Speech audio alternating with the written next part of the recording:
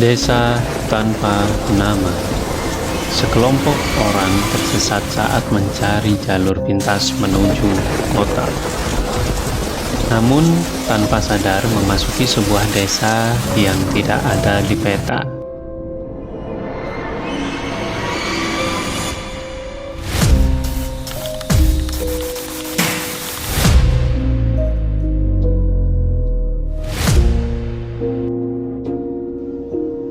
Inilah awal cerita Desa Tanpa Nama. Mobil travel tua melaju perlahan di jalan sempit penuh lubang. Di sekitarnya hanya sawah dan hutan yang mulai diselimuti kabut. Tara mengenakan hoodie dan handphone, duduk di bangku tengah sambil membaca peta offline di ponselnya. Rian, kakaknya, duduk di depan, sibuk memeriksa sinyal ponsel. Nina, sahabat Tara, melamun melihat keluar jendela, matanya kosong. Bagas, supir mobil travel, mencoba bersikap santai, meski wajahnya mulai cemas. Rian gelisah. GPS-nya mati lagi. Sinyal dari tadi hilang-hilangan. Tara, aku udah bilang, harusnya lewat jalur utama. Kita bisa nyasar. Bagas menyaut. Tenang saja, Mbak. Saya tahu ada jalan pintas. Dulu pernah lewat sini. Dan Nina tiba-tiba, tempat ini aneh. Ya kayak gak masuk waktu. Tara heran. Apa maksud kamu? Nina dengan nada kosong. Gak tahu, cuman perasaan. Mobil tiba di persimpangan yang tidak ditandai. Kabut menebal. Jalan ke kiri menurun dan tanpa seperti jalan lama tak terpakai. Bagas tunjuk kiri. Kita belok sini saja, ini lebih cepat, saya yakin. Tara ragu, gak ada di peta. Rian lirih. Tapi kalau terus, kita muter jauh, udah jam 5:30. Bagas membelokkan mobil tanpa menunggu jawaban. Jalan kecil menuju desa dan suasana mulai maghrib. Kabut makin tebal. Pepohonan di kiri kanan jalan seperti bergerak perlahan. Serangga hutan tiba-tiba diam. Nina pelan. Ada yang ngeliatin kita. Rian mengalihkan. Ah, itu cuman perasaan kamu, Nin. Mobil terus melaju hingga bruk. Mobil sedikit menghantam batu. Bagas, maaf, gak kelihatan tadi. Mobil travel berhenti perlahan di depan sebuah gerbang kayu tua yang melengkung. Di atasnya terdapat ukiran tulisan aksara Jawa yang samar dan nyaris usang. Suasana sunyi, angin tak bergerak. Rian berisik. Ini desa. Tara geleng menatap gerbang. Kenapa bisa ada desa kayak gini dan gak ada di peta? Bagas coba tertawa. Hehehe, mungkin desa adat, masih belum terdaftar. Nina natap kosong ke jalur jendela. Kita udah sampai, tapi kita belum masuk. Suara dengung rendah tak terjelaskan. Malam mulai turun. Mereka turun dari mobil. Langkah kaki terasa berat. Gerbang tampak seperti menyambut dan sekaligus menahan mereka. Tara ragu. Kita cari orang. Tanya jalan keluar aja dulu. Gak usah lama-lama. Rian angguk. Cepat sebelum gelap total. Mereka melintas gerbang. Begitu mereka masuk, Angin berembus kencang dari belakang, menutup pintu gerbang kayu dengan keras. Bung! Keheningan tiba-tiba. Mereka berjalan di jalan desa yang penuh rumah kayu tua. Lampu-lampu minyak menyala samar.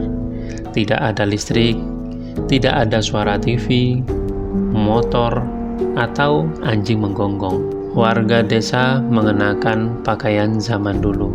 Di sekitaran, orang-orang di jalan terdiam, memandang dingin. Warga desa mengenakan pakaian samar zaman dulu, seperti dari era 1920-an. Semua berhenti bergerak saat melihat mereka. Nina berisik pada Tara, "Mereka tahu kita bukan bagian dari sini." Bagas mencoba ramah, "Permisi, permisi, Pak, Bu, kami tersesat. Mau tanya jalan." Tidak ada yang menjawab, hanya tatapan kosong. Tiba-tiba, seorang pria tua berdiri di sudut jalan. Rambut putih panjang, mata merah samar. "Pak tua," suara serak datar, "kalian sudah masuk?" Tara mencoba bicara sopan. "Pak, desa ini namanya apa ya? Kami mau cari jalan keluar." Pak tua pelan, penuh makna. "Tak semua yang masuk bisa keluar." Suara genderang gonggong dari arah balai desa. Semua warga berbalik, berjalan ke satu arah seperti terhipnotis. Rian mundur perlahan. "Tara, kita harus pergi sekarang." Pak tua tanpa menoleh. "Jika belum diganti, pintu tak akan terbuka." Langit desa bulan penuh, warna merah kehitaman. Suara jeritan jauh dari dalam hutan. Tara, Rian, Nina, dan Bagas berjalan mengikuti salah satu warga yang menunjuk ke arah rumah tua di pinggir desa. Rumah itu tampak lapuk, beratap ijuk, dan terasing dari rumah lain. "Warga," suara datar, "kalian bisa bermalam di sini. Besok kita lihat." Warga itu pergi tanpa menoleh. Bagas berusaha santai. "Ya udah, yang penting ada tempat istirahat." Rian mengamati sekitar. Kayak rumah peninggalan Belanda. Serem banget. Nina nada berat. "Rumah ini punya kenangan yang dikunci." Tara menatap Nina. "Maksud kamu apa sih, Nin?" Nina tidak menjawab. Ia menatap salah satu jendela yang tertutup kain putih robek. Sekilas tampak bayangan seseorang berdiri di baliknya. Mereka masuk. Bau tanah dan kayu lembab menyengat. Ruang tamu kosong. Di dinding, lukisan wajah seseorang wanita berkerudung hitam. Tatapannya menusuk. Suara lantai kayu berkerikit. Bagas yakin, "Aku tidur di sini aja dekat pintu." "Tara, kita naik ke atas ya, Nin." Nina menjawab pelan. "Jangan dekat cermin." Di kamar atas, Tara dan Nina masuk kamar kecil dengan satu tempat tidur. Di dinding terdapat cermin besar tua yang tampak retak di sudut. Tara naruh tas. "Kita tidur gantian jaga aja deh. Tempat ini bener-bener bikin merinding." Nina sambil menatap cermin. "Kita nggak sendirian."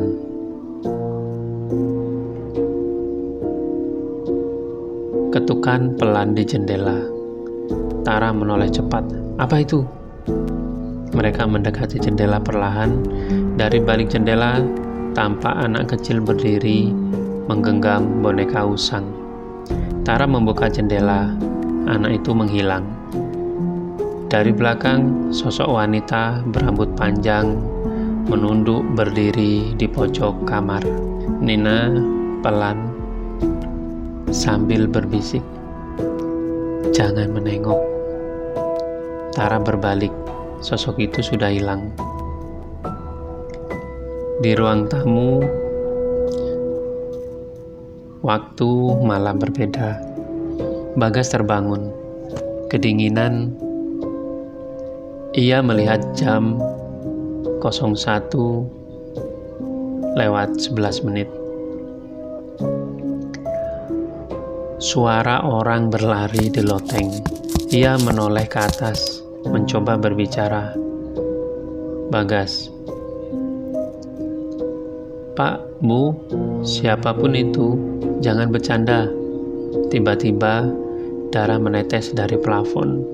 Suara tawa anak-anak. Bagas menjerit. Di rumah tua berapa saat kemudian, di mana rahasia desa mulai terkuak dan mereka mencari jalan keluar, tapi justru masuk lebih dalam ke alam gaibnya. Suara ayam berkokok, tapi tidak ada cahaya matahari. Tara bangun dengan tubuh berat. Ia membuka jendela, tapi langit tetap gelap, seperti menjelang subuh. Meski jam tangannya menunjukkan pukul 07:11. Tara berbisik, "Kenapa masih gelap?" Nina duduk di pojok ruangan, menggambar lingkaran-lingkaran aneh di lantai kayu dengan arang. Tara bertanya, "Nina, kamu ngapain?" Nina menjawab samar, "Aku cuma nyari jalannya." Di ruang tamu saat pagi, Bagas duduk membelakangi mereka. Wajahnya penuh luka cakaran, bibirnya pecah. Rian kaget. "Bagas, lu kenapa?" Bagas gemetar. "Semalam aku lihat dia." Wanita itu berdiri di bawah pohon, mukanya kayak pecahan kaca. Tara menjawab tegas, "Kita harus keluar dari sini, sekarang." Bagas nada putus asa. "Kita udah coba tadi pagi, tapi setiap belok, baliknya ke desa ini lagi."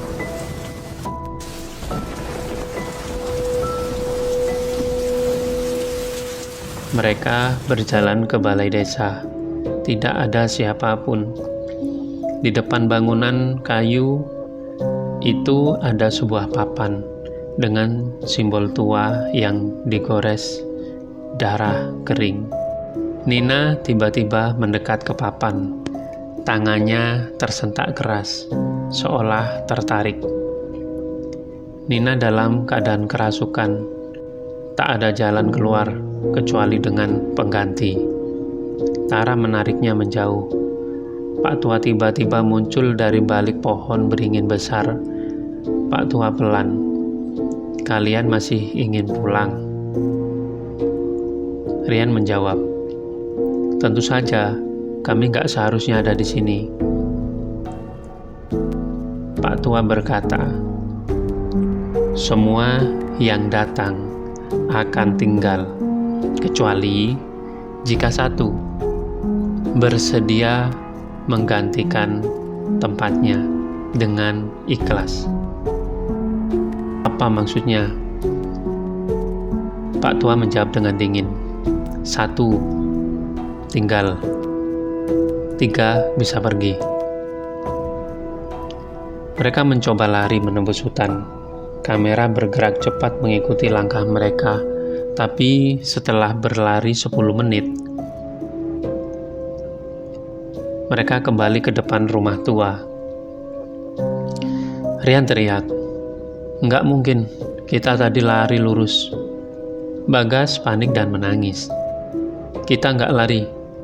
Kita muter-muter di tempat yang sama. Tara menunjuk pohon. Sekarang tampak Maya tergantung dengan wajah mirip Bagas, meski Bagas berdiri di samping mereka. Bagas pelan, "Itu aku." Suara gong bergema dari desa. "Pak Tua, waktunya tiba. Pilih siapa yang akan tinggal." Ketika satu dari mereka mulai disiapkan sebagai pengganti dan desa memperlihatkan wajah aslinya yang menyeramkan. Di malam hari, hujan deras di luar. Lilin-lilin menyala redup di dalam rumah. Tara, Rian, Nina, dan Bagas berkumpul dalam keheningan. Nina suara datar. "Kalau aku yang tinggal, kalian bisa pergi." Tara tegas. "Jangan mulai omong kosong itu, Nin." Nina berkata, "Aku bisa ngerasain. Desa ini suka sama aku. Mereka memanggil-manggil namaku sejak kita datang."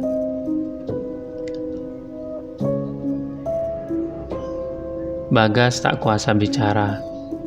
Aku gak mau mati di tempat kayak gini." Rian bingung dan frustasi. "Gimana kita tahu kalau itu benar? Gimana kalau itu tipu daya?" Suara tangisan wanita di loteng. Lalu tangisan berubah jadi tawa cekikikan. Di tengah malam, rumah-rumah jadi hitam legam. Langit berwarna ungu gelap. Bayangan-bayangan melayang di atas atap. Penduduk berbaris diam dengan mata putih semua, mengelilingi balai desa. Di tengahnya ada altar batu, di mana satu orang harus dikorbankan. Nina hilang. Tara dan Rian bangun dan menemukan tulisan di lantai kamar dari darah. "Aku sudah pilih jalannya." Tara panik. Nina. Di balai desa berapa saat kemudian, Tara dan Rian berlari di tengah altar. Nina berdiri sendiri, tubuhnya tegak, matanya berkaca-kaca. Nina lirih pada Tara. "Jangan biarkan ini sia-sia. Kalian harus keluar." Pak Tua muncul di sampingnya. Pak Tua pelan. "Seseorang harus menggantikan agar pintu tertutup kembali." Warga desa mulai mengeluarkan nyanyian gaib. Rian teriak, "Nina, turun dari situ." Tara menangis. "Kita bisa cari cara lain, tolong jangan." Nina tersenyum lembut. Angin kencang berembus. Daun-daun berputar di sekelilingnya. Nina pelan. "Aku sudah lihat dunia mereka sejak kecil.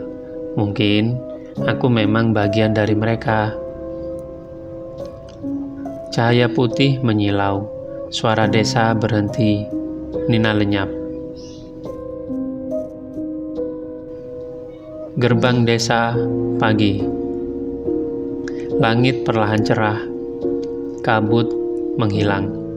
Tara dan Rian berdiri di depan gerbang yang sudah terbuka.